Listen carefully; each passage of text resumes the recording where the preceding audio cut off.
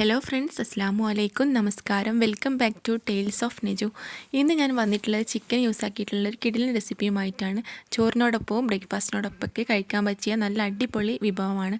അപ്പോൾ നമുക്ക് വീഡിയോയിലേക്ക് പോയാലോ.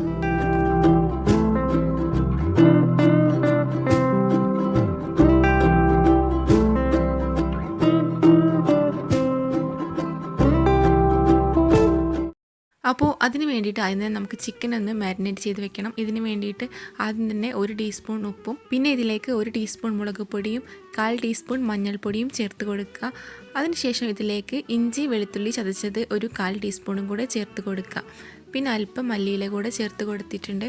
ഇനി ഇതിലേക്ക് ആവശ്യമായിട്ട് അല്പം വിനാഗിരിയാണ് ചേർത്ത് കൊടുത്തിട്ടുള്ളത്. ഒരു ടേബിൾ സ്പൂണോളം വിനാഗിരി ചേർത്ത് കൊടുത്തിട്ടുണ്ട്.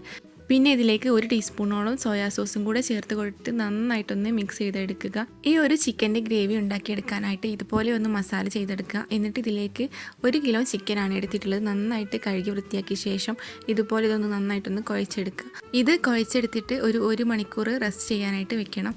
അപ്പോൾ ഞാൻ ചിക്കൻ എല്ലാം കൂടെ ഇതിലേക്ക് ഇട്ട് കൊടുത്തിട്ട് നന്നായിട്ടൊന്ന് കുഴച്ചെടുക്കുന്നുണ്ട്. അപ്പോൾ ഞാൻ ചിക്കന് കുഴച്ചെടുത്ത് ഒരു 1 മണിക്കൂർ റെസ്റ്റ് ചെയ്യാൻ വെച്ചിട്ടുണ്ടായിരുന്നു.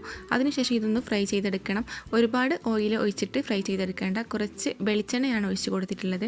എന്നിട്ട് ഇതൊന്ന് ഫ്രൈ ചെയ്തെടുക്കുക. പിന്നെ നന്നായിട്ട് ഫ്രൈ ചെയ്തെടുക്കേണ്ട, ഒരു ഹാഫ്ലി കുക്കൊക്കെ ആയി മതി. അപ്പോൾ ഇതാ ഇതിലേക്ക് ചിക്കനൊക്കെ ഇട്ട ശേഷം അല്പം കരിവേപ്പില കൂടെ ഇട്ട് കൊടുത്തിട്ടുണ്ട്. എന്നിട്ട് ഇതൊന്ന് കുക്ക് ചെയ്തെടുക്കാം.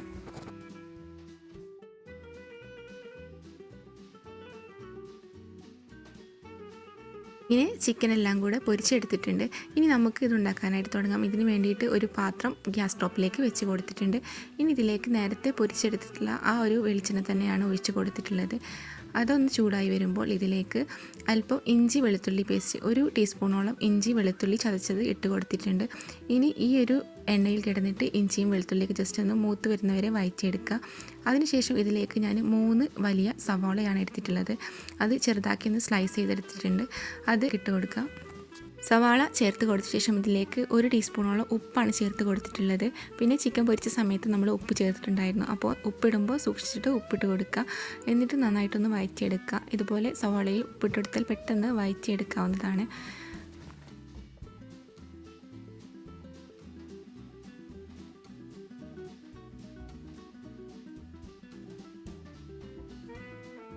ഇപ്പോൾ സവാള നന്നായിട്ട് വഴണ്ടി വന്നിട്ടുണ്ട്. ഇനി ഇതിലേക്ക് ആവശ്യമായിട്ടുള്ള പച്ചക്കറികൾ ചേർത്ത് കൊടുക്കാം. ഞാനിതിലേക്ക് നന്നായിട്ട് പഴുത്ത ഒരു 4 തക്കാളി എടുത്തിട്ടുണ്ട്. അതൊന്ന് ചെറുതാക്കിയിട്ട് കട്ട് ചെയ്തെടുക്കുക. എന്നിട്ട് നന്നായിട്ടൊന്ന് മിക്സ് ചെയ്ത് കൊടുക്കുക. ഈ തക്കാളി ഒന്ന് വഴണ്ടി വരട്ടെ. പിന്നെ ഇതിലേക്ക് ആവശ്യമായിട്ട് പച്ചമുളകാണ് ചേർത്ത് കൊടുത്തിട്ടുള്ളത്. ഒരു 5 പച്ചമുളക് ഇതുപോലെ ഒന്ന് നടുവേ കീറിയിട്ട് ഇട്ട് കൊടുക്കുന്നുണ്ട്. ഇനി ഈ തക്കാളിയും പച്ചമുളക് നന്നായിട്ടൊന്ന് വെന്ത് വരട്ടെ. അതുവരെ ഒന്ന് ഇത് വേവിച്ചെടുക്കുക.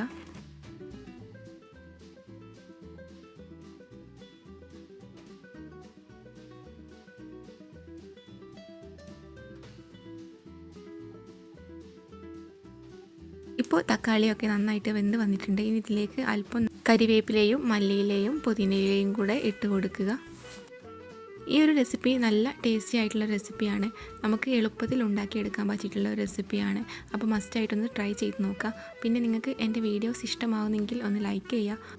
അതുപോലെ തന്നെ ചാനൽ സബ്സ്ക്രൈബ് ചെയ്യാത്ത ഏതെങ്കിലും കൂട്ടുകാരുണ്ടെങ്കിൽ ചാനലൊന്ന് സബ്സ്ക്രൈബ് ചെയ്ത് സപ്പോർട്ട് ചെയ്യുക കേട്ടോ.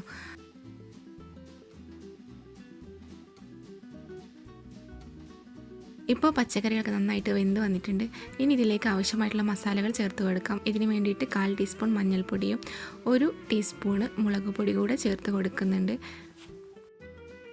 എന്നിട്ട് ഇത് നന്നായിട്ടൊന്ന് വഴറ്റിയെടുക്കുക. അതിൻ്റെ ഒരു പച്ചമണക്കെ ഒന്ന് മാറി വരട്ടെ. അതിനുശേഷം ഇതിലേക്ക് ആവശ്യമായിട്ട് ടൊമാറ്റോ സോസാണ് ചേർത്ത് കൊടുത്തിട്ടുള്ളത്. ഇത് ഹോം മെയ്ഡ് ടൊമാറ്റോ സോസാണ്. ഒരു 1/4 കപ്പോളം ടൊമാറ്റോ സോസ് ചേർത്ത് കൊടുത്തിട്ടുണ്ട്.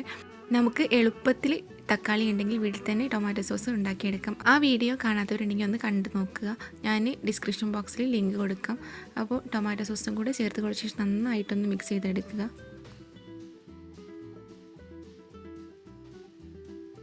ഇനി ഇതിലേക്ക് ആവശ്യമായിട്ടുള്ള തൈര് ചേർത്ത് കൊടുക്കണം. ഇതിന് വേണ്ടിയിട്ട് ഒരു 1/4 കപ്പ് തൈരാണ് എടുത്തിട്ടുള്ളത്. അത്യാവശ്യം പുളിയുള്ള തൈര് തന്നെയാണ് എടുത്തിട്ടുള്ളത്.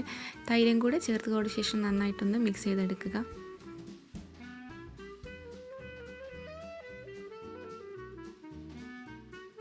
ഇനി ഞാൻ ഇതിലേക്ക് ഒരു 1/2 ടീസ്പൂണോളം ഗരം മസാലയാണ് ചേർത്ത് കൊടുത്തിട്ടുള്ളത്. ഹോം മെയ്ഡ് ഗരം മസാലയാണ്. അതൊരു 1/2 ടീസ്പൂൺ മതിയാവും. അപ്പോൾ ഞാൻ ഗരം മസാല ചേർത്ത് കൊടുത്ത ശേഷം നന്നായിട്ടൊന്ന് മിക്സ് ചെയ്തെടുക്കുന്നുണ്ട്.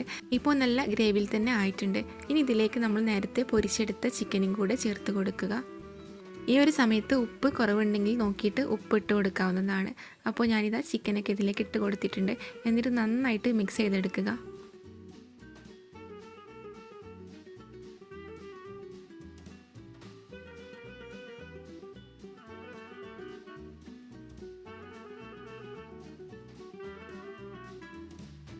അപ്പോൾ ഞാൻ നന്നായിട്ട് മിക്സ് ചെയ്തെടുത്തിട്ടുണ്ട്. പിന്നെ ഇതിലേക്ക് വെള്ളമൊന്നും ചേർത്ത് കൊടുത്തിട്ടില്ല. ഈ ഒരു ടൊമാറ്റോ സോസിലും അതുപോലെ തൈരിലൊക്കെ ഉള്ള വെള്ളം തന്നെ ഉണ്ടാവും.